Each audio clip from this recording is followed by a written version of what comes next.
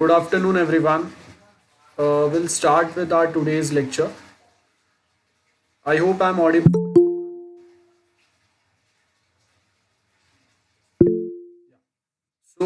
Last time हम लोगों ने यूनिट वन का सेकेंड चैप्टर स्टार्ट किया था और उसमें आई थिंक हम लोग हैकिंग वाला जो पार्ट था वहाँ पे हम लोगों ने स्टॉप किया था। वहीं से हम लोग यहाँ पे फर्स्ट पॉइंट आपको जो दिया है दैट इज हैकिंग क्या होगा। बहुत सिंपल पॉइंट्स है, सेल्फ एक्सप्लेनेटरी है। हम लोगों को सबको पता है what we mean by hacking. इतना कोई डिफिकल्ट टॉपिक नहीं है बट फ्यू थिंग्स जो लीगली ज़रूरत है वो हम लोग यहाँ पे डिस्कस करेंगे। अब मैनी टाइम वी से हैकिंग मीन्स किसी का कंप्यूटर हैक करना, नेटवर्क हैक करना।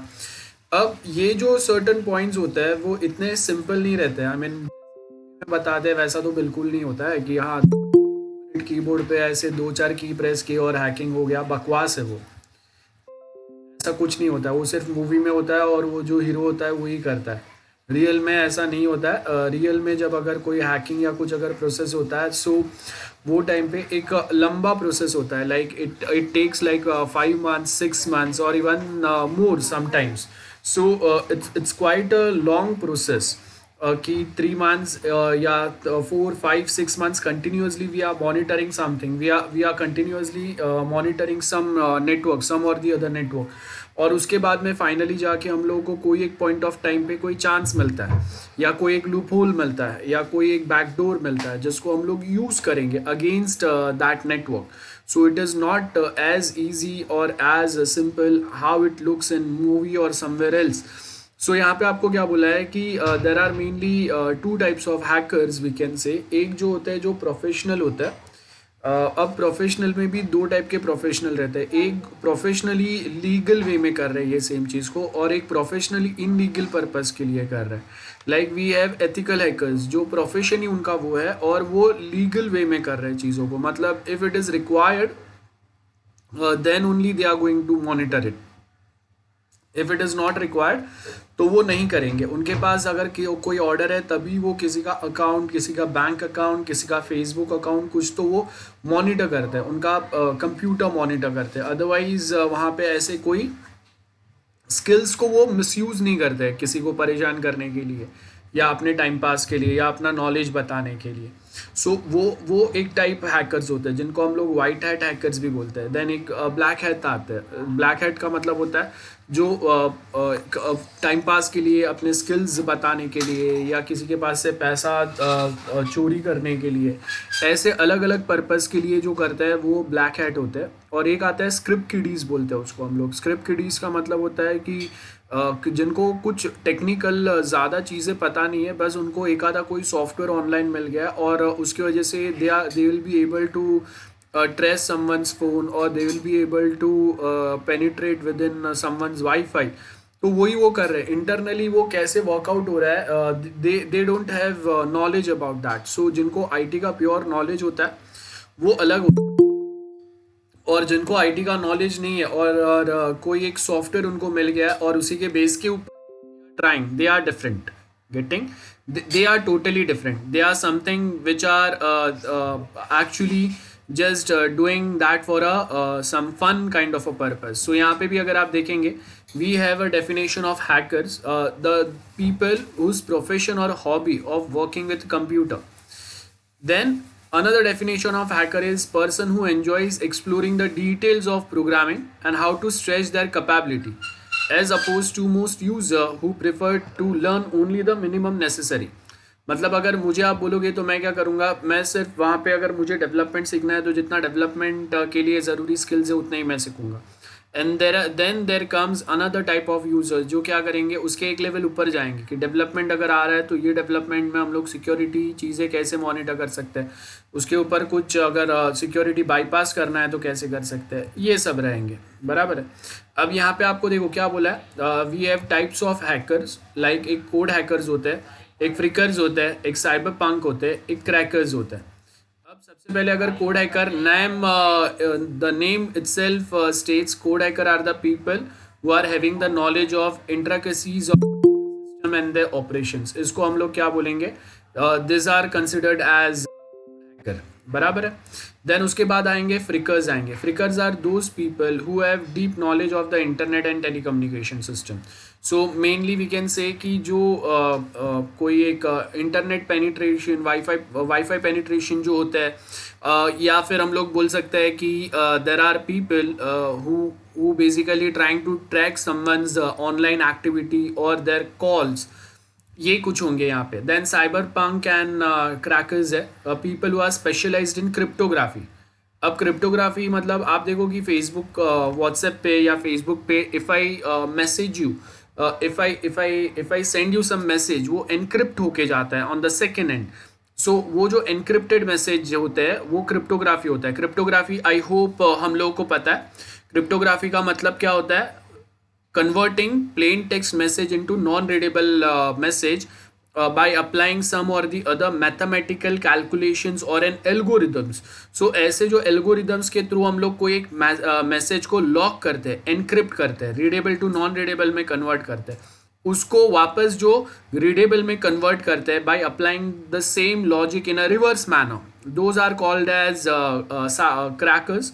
सो ये सारे कौन रहेंगे, जो ऐसे एल्गोरिदम्स के बेस के ऊपर हम लोगों ने कोई एक डेटा को लॉक किया है, एनक्रिप्ट किया है, उसको वो डिक्रिप्ट करने का ट्राई करेंगे।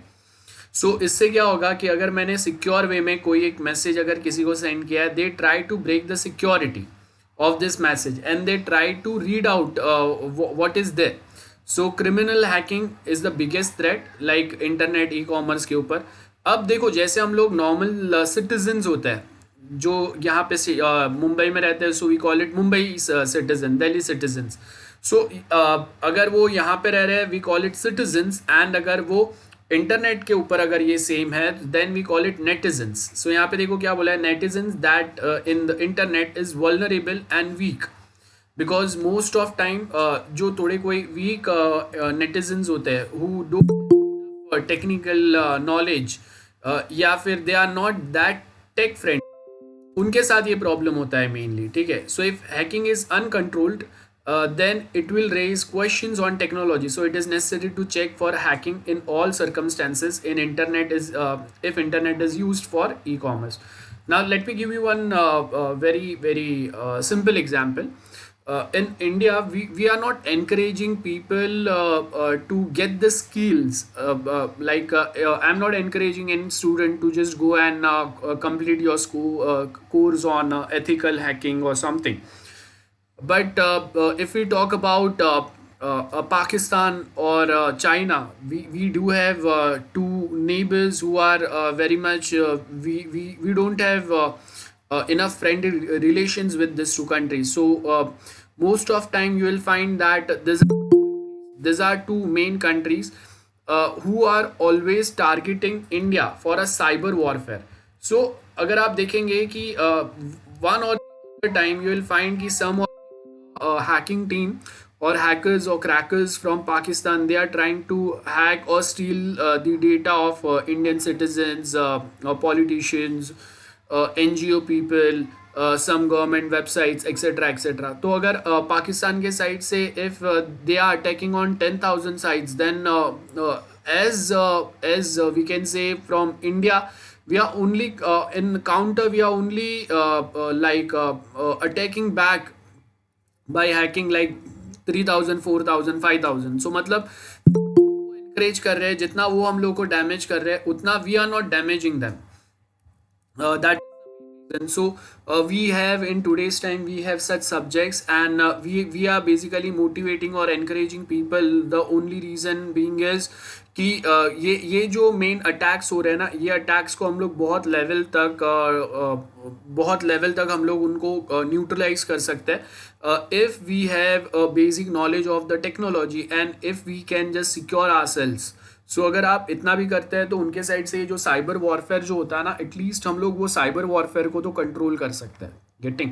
सो यहाँ पे आपको क्या बोला है, hacking remains unchecked and uncontrollable, then it will bring down a spirit of web entrepreneurs. So कोई अगर अपना ऑनलाइन बिजनेस स्टार्ट करने की ट्राई कर रहा है, सो वो चालू करेंगे ही नहीं, राइट? वाई? बिकॉज आप अगर कि we have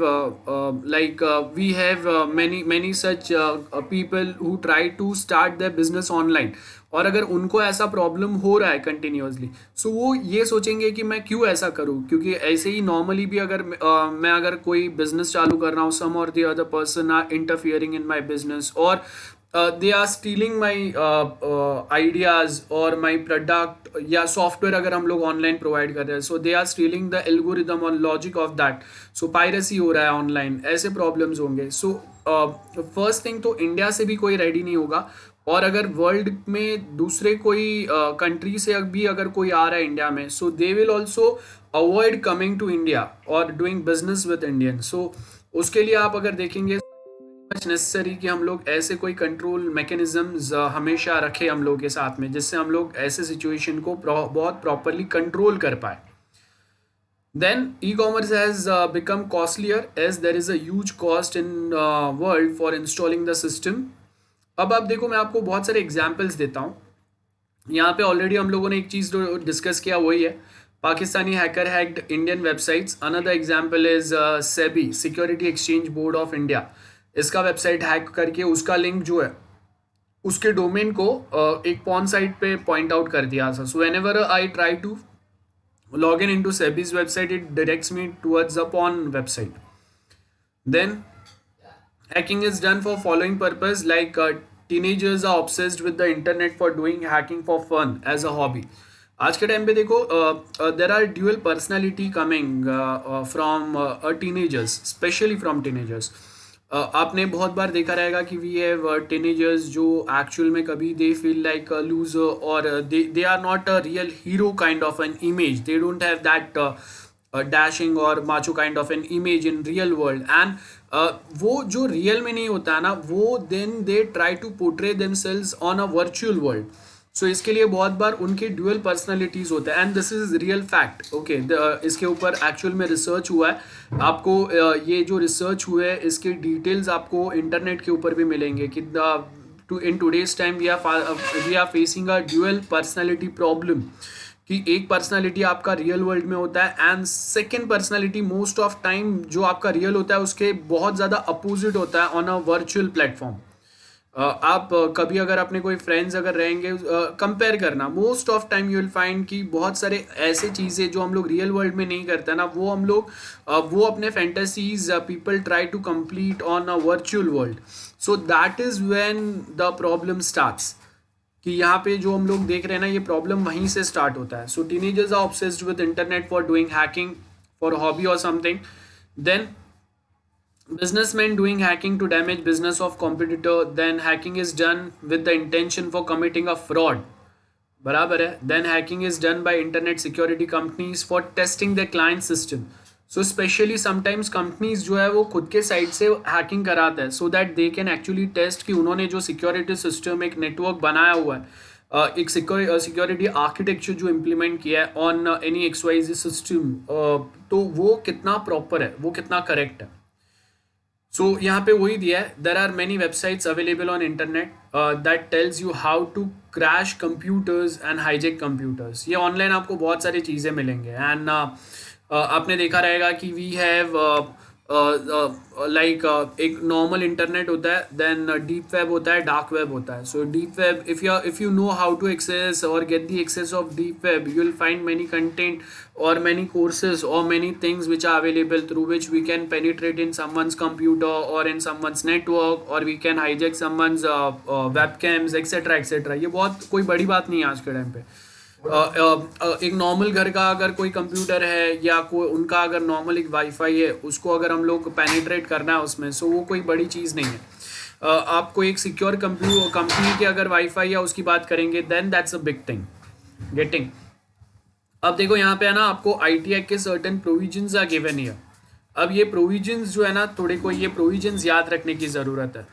and second thing, as I said कि सेक्शन IT एक्ट के बहुत सारे सेक्शंस आर ऑलरेडी अमेंडेड, और वो जो अमेंडमेंट्स है वो आपको पता चलेगा कि those amendments are basically applied many a times.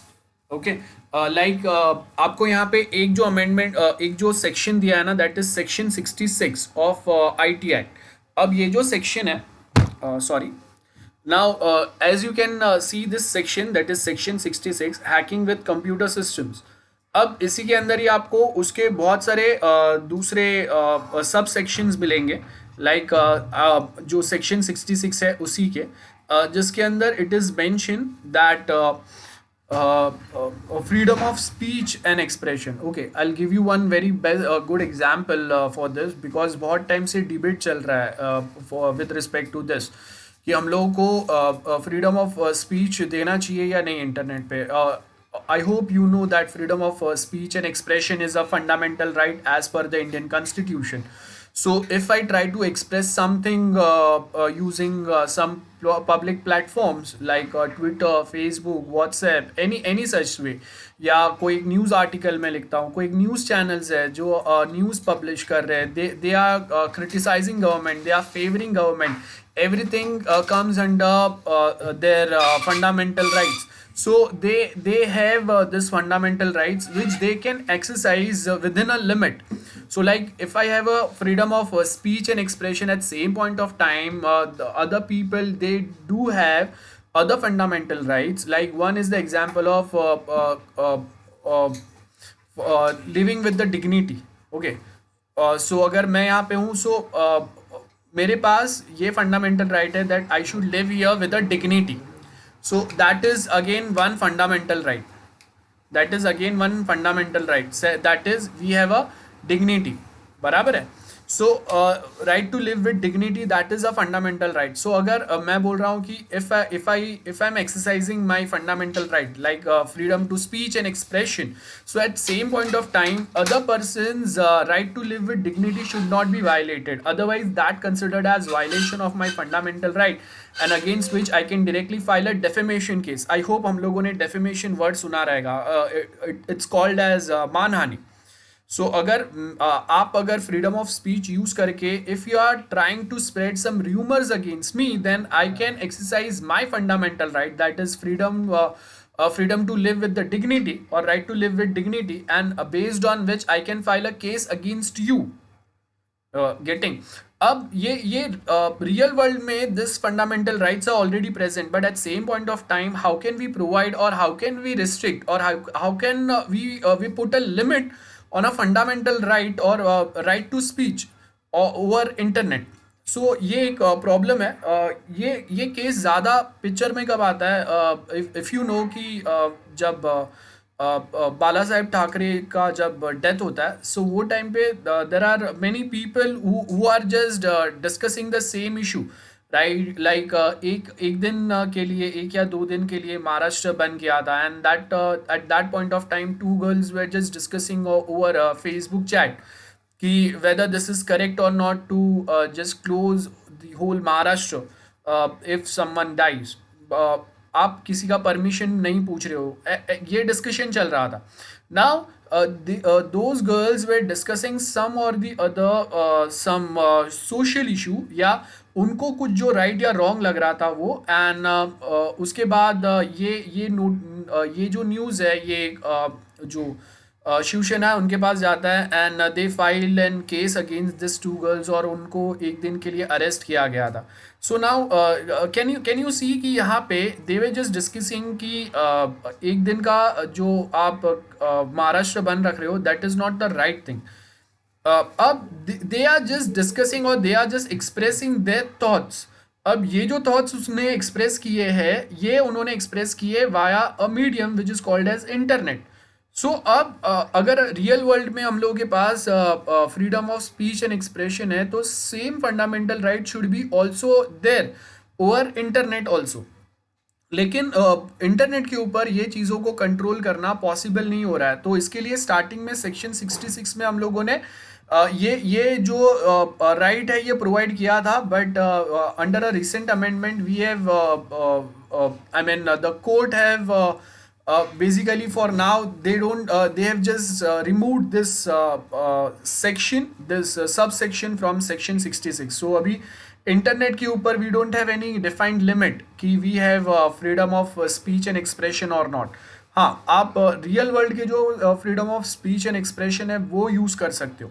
Getting. सो अगर मैं कोई एक ट्वीट करता हूँ और वो ट्वीट पे अगर मैं बोलता हूँ कि इंटरनेट के ऊपर भी मेरे पास ये सेम राइट्स है, आईटी एक्ट आपको ऐसे कोई राइट्स नहीं दे रहा है। सो जैसे हम लोगों ने ऑलरेडी देखा है कि आईटी एक्ट के अंदर बहुत सारे राइट्स जो बहुत सारे जो क्राइम्स होते हैं वो आईटी एक्ट के अंदर प्रोवाइडेड नहीं है। सो अगर बहुत सारे जैसे ऑनलाइन फ्रॉड या भी ऐसा कुछ भी अगर होता है, सो आईटी एक्ट के अंदर वो प्रोविजंस प्रोवाइडेड नहीं है। उसके लिए हम लोग क्या करते हैं, we take the help of this we take the help of sorry IPC, Indian penal code, उसके प्रोविजंस का हेल्प लेके हम लोग केस फाइल करते हैं। तो एग्जैक्टली सेम वे पहले हम लोगों ने freedom of speech and expression internet के ऊपर डिफाइन किया था अंडर सेक्शन 66, बट अभी हम लोगों ने उसको रिमूव कर दिया है because of many many many such complaints were coming, और वो टाइम पे उसको कैसे एक्सरसाइज करना है ये पता नहीं था। बिकॉज आप अगर किसी को freedom of speech and expression IT act के अंदर प्रोवाइड करेंगे, so at that point of time other people got right to live with dignity. So अगर मैं आईटी एक्ट में अगर ये प्रोवाइड कर रहा हूँ तो सेकेंड वाला भी मुझे प्रोवाइड करना पड़ेगा, बिकॉज कोई ना कोई अपना freedom of speech and expression जब यूज कर रहा है, सो मेरा जो फंडामेंटल राइट है that should also not be violated. So आप यहाँ पे देखो कि सिर्फ hacking with computer system section 66 के अंदर नहीं आता है, ये right to live freedom of speech and expression था, जो अभी हम लोगों ने फिलहाल के लिए निकाल दिया है। We are still under a debate कि रखना है नहीं रखना है, उसके प्रोस कॉन्स क्या हो सकते हैं, और अगर रखने हैं तो how we are going to put a limit, because we can not control people if they are writing और if they are live on YouTube और Facebook and if they keep on criticising some और the other people getting. So वो time पे how we are going to control this, that is not possible. So जब तक उसका कोई एक clear हम लोग के पास एग्जाम्पल ना हो या उसका कोई एक क्लियर हम लोग के पास डिटेल्स ना हो, till that point of time it is very difficult to put such और give such rights to our people. And that's why fundamental right आपका फिजिकल वर्ल्ड के लिए प्रेजेंट है, उसी को हम लोग इनहेरिट करते हैं इन आर वर्चुअल वर्ल्ड। लेकिन वर्चुअल वर्ल्ड में आपको स्पेसिफिकली या स्पेशली कोई अलग से फंडामेंटल राइट्स प्रोवाइडेड नहीं किए, specially freedom of speech and expression. So वो टाइम पे अगर कोई रूल्स ब्रेक होता है, कोई केस आता है, तो फिजिकल वर्ल्ड के मतलब इंडियन कॉन्स्टिट्यूशन के हिसाब से जो फंडामेंटल राइट्स हम लोग को दिए under part 3 article 14 to article 32 तक, उसी के अंदर जो आपको फंडामेंटल राइट्स दिए उसी को फॉलो करके हम लोग यहाँ पे केस सॉल्व करेंगे या केस फाइल करेंगे। And for your kind information, whenever if fundamental rights gets violated, one can directly file complaint in Supreme Court, so no need to go from district to high and high court to Supreme Court. We can directly challenge that case in Supreme Court. आपने देखा रहेगा many a time people used to file PILs, PIL मतलब public interest litigation. So based on such PIL we can directly just challenge something, but like if something is something happening in society, मेरे साथ wrong नहीं हो रहा है, but I found that there is something wrong going on with some section of society या फिर with animals और someone, so at that point of time also I can file a PIL। Getting one example of PIL, जैसे हम लोगों ने देखा था 2016 या 17 में one lawyer from I think Rajasthan या Uttar Pradesh has filed PIL in Supreme Court asking to ban many porn sites, because of which the rape crimes are getting rising day by day. So वो टाइम पे supreme court has accepted that PIL, उसके ऊपर then उन्होंने focus किया, study किया, and then they found out कि हाँ this is something which is correctly going on. Because जब तक हम लोग के पास ये कंटेंट के ज़्यादा एक्सेस नहीं था तब तक ऐसे कोई क्राइम नहीं हो रहे थे, या जो आज के टाइम पे हम लोग सुनते हैं वैसे कुछ नहीं हो रहे थे। So one of the main reason ये हो सकता है, और उसको समझते हुए सुप्रीम कोर्ट ने बैन किया था। सो नाउ यहाँ पे आपको क्या बोला कि computer system whoever with the द इंटेंट मतलब intention of a cause of knowing and that is likely to cause a wrongful loss और a damage to a public और एनी पर्सन डिस्ट्रॉयज और डिलीट और अल्टर्स एनी इन्फॉर्मेशन। मतलब in short में किसी के कंप्यूटर का एक्सेस लेके उसके कोई डॉक्यूमेंट्स जो है उसको मॉडिफाई करने की ट्राई कर रहा हूँ। सो यहाँ पे अभी आपको प्रोविजंस याद रखने, देखो whoever commits hacking शेल मतलब कंपल्शन होता है, रिमेंबर, विद इम्प्रिजनमेंट जेल होगा अप टू 3 years, मतलब maximum this is the punishment maximum under section 66।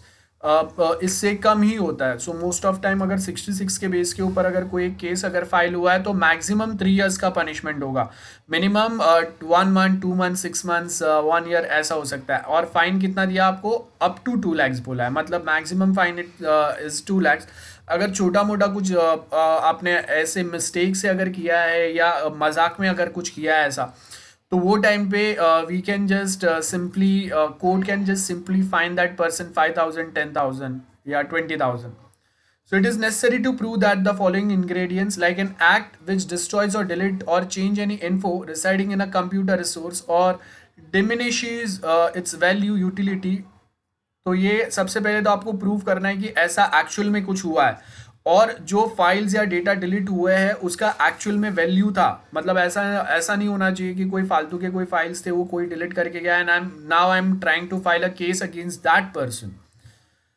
Now उसके आगे क्या बोला है, the act is committed with intent और इंटेंशन टू कॉज और knowingly that it is likely to cause wrongful loss और डैमेज टू अ पब्लिक और any person.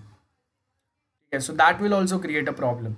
Now let's take an example ki we have a college database, and in college database we have a fees, student fees database, and now I got the access in any XYZ way. I got the access of college database, and by using by accessing that database मैंने जो student ने जो fees भरे थे ना वो वाला table मैंने डिलीट कर दिया। So now college does not have any information about who paid how much fees.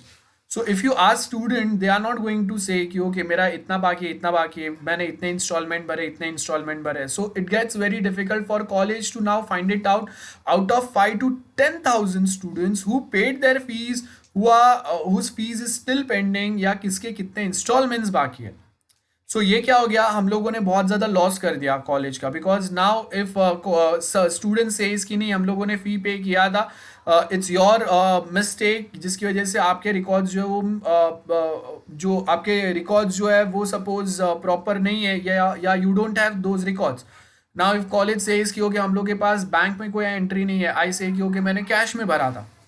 सो आप देखो कि now this from this point onwards the problem starts, बराबर है। सो यहाँ पे वही है। Now punishment for criminal hacking. Criminal hacking मतलब आपने एक्चुअल में कोई ऐसा कोई क्राइम किया है जहाँ पे आप किसी का डेटा चोरी कर रहे हो या किसी का कोई पर्सनल कॉन्फिडेंशियल इंफॉर्मेशन आप स्प्रेड कर रहे हो, तो वहाँ पे क्या होगा, क्रिमिनल हैकिंग क्रिमिनल केसेस अगर कुछ रहेंगे सो 3 साल का जेल होगा, 2 लाख का फाइन होगा या दोनों हो सकता है। अब यहाँ पे आपको क्या बोला है, victim can also file a claim for a damage from a hacker under civil law as well. So आपको सबसे पहले डिसाइड करना है कि आपको जो डैमेज हुआ है, you are going to file a case with respect to criminal case और a civil case. Planting a virus hacking होता है। अब यहाँ पे आपको क्या बोला है, आपको सेक्शन 43 दिया है। नाउ रिमेंबर सेक्शन 43 बहुत इंपॉर्टेंट है, एमसीक्यूज में भी आ सकता है, इंटरनल के एमसीक्यूज में भी आ सकता है। सो ये जो छोटे छोटे सेक्शंस जो हम लोग पढ़ रहे हैं वो आपको बहुत क्लियरली याद रखना है। सो क्या बोला है, access to computer, computer system और computer network, that is something which is considered as a punishable offense with respect to section 43A. Then 43D क्या बोल रहा है, that we try to damage। अब यहाँ पे देखो, we are only trying to get the access of computer, computer system और computer network। Like किसी का मोबाइल अगर एक्सेस कर रहा हूँ, so that is also considered as a computer. किसी का अगर रिमोट कंट्रोल कार है उसका अगर मैं एक्सेस ले रहा हूँ, that is also considered as computer. As per the technical definition of a computer, anything which can accept data and process it, उसको हम लोग कंप्यूटर कंसिडर करते हैं, रिमेंबर। सो यहाँ पे आपको क्या बोला है, ऐसे कोई कंप्यूटर का आपने एक्सेस किया है या कोई कंप्यूटर सिस्टम का या कंप्यूटर नेटवर्क का, रियल लैपटॉप कंप्यूटर्स या कोई कंप्यूटर नेटवर्क का। सो वो हर एक पॉइंट ऑफ टाइम में if you try to get the access of such systems, then that is considered as a violation or that is considered as a crime with respect to section 43A। Next में same चीज़ है, खाली आप damage करने का try कर रहे हैं computer database, computer system या नेटवर्क को। सो दैट कम्स और that is basically covered under section 43D। Then उसके बाद में डिसरप्शन ऑफ एनी, सो वो सेक्शन 43E में जाएगा, ठीक है। देन असिस्ट आपने खुद नहीं किया है, but someone who is planning for the same, आपने उसको असिस्ट किया है, तो असिस्टेंस जो आपने प्रोवाइड किया है उसके लिए सेक्शन 43G के बेस के ऊपर you are also liable for the same punishment और लेसर पनिशमेंट, बिकॉज आपने असिस्ट किया है, आपने हेल्प किया है जो ये टाइप का क्राइम कर रहा था। नाउ नेक्स्ट क्या बोला है, hacking for a purpose of it is only defined in section 66, जहाँ पे क्या बोल रहा है, फॉर डिटरमाइनिंग द क्वांटम और कंपेंसेशन। अब देखो बहुत बार आपने जो क्राइम किया है या आपने जो सामने वाले पर्सन को परेशान किया है उसके साथ में I mean front of that, if we try to file for a compensation just respect to section 66, that compensation is not enough. तो वो टाइम पे आपको एक्स्ट्रा कंपेंसेशन के लिए we have different provisions, like एक मैं केस जो file करूंगा that is with respect to IT act, second I will file a case with respect to IPC और code of criminal procedure 1973. So we will be filing a case on such ways. So यहाँ पे आपको same दिया है, like FedEx approved adjudicating officer would be required to have a safeguard to section 47, like amount of gains of unfair advantage, कितना आपको gain हुआ है, like मैंने कोई एक वेबसाइट के ऊपर से डेटा चोरी किया और उससे मुझे 10 lakhs 20 lakhs 40 50 lakhs इतना कुछ बेनिफिट हुआ है या मैंने उतना प्रॉफिट कमाया। सो वो जो मैंने प्रॉफिट कमाया that I am suppose to pay as a compensation to the main party जिससे मैंने ये प्रॉब्लम, जिसके पास से मैंने ये डेटा चोरी किया था। अब बहुत बार ऐसे होता है कि जो पर्सन ने डेटा चोरी किया है he is coming from a middle class family and he is not in a position to pay you 10 20 50 lakhs 70 lakhs और 80 lakhs some certain amount. So वो टाइम पे हम लोग उसके पास से 100% कंपेंसेशन डिमांड नहीं कर सकते, because if we try to demand that 100% compensation, suppose if I say कि मेरा 50 lakhs का लॉस हुआ है, now you sell this person house and repay that loss to me. अब आप उसका घर अगर सेल करेंगे सो आपने अपना लॉस जो है वो तो कंपेंसेट कर दिया, but there is only one criminal, not the entire family is criminal there. तो आप अगर किसी का घर बेच रहे हो मतलब you are not punishing that person but you are also punishing that the family as well. So आप कोई एक पर्सन जिसने कोई क्राइम किया ही नहीं है, आप वो उनको you are punishing innocent people as well, so that is not something which is true. So वो यहाँ पे हम लोग फोकस करने की ट्राई कर रहे हैं कि जब अगर कोई एक लॉस होता है और उसके अगेंस्ट अगर हम लोग कभी एक कंपेंसेशन डिमांड करेंगे सो वो कंपेंसेशन आपको 100% मिलेगा, उसका कोई गारंटी नहीं है with respect to IT act, because IT act guarantees you very less amount of compensation. So if the compensation amount is bigger, then we supposed to file case with not just with not like not with only based on IT Act, but we also supposed to add this Indian Penal Code IPC, IT Act के base के ऊपर नहीं होगा।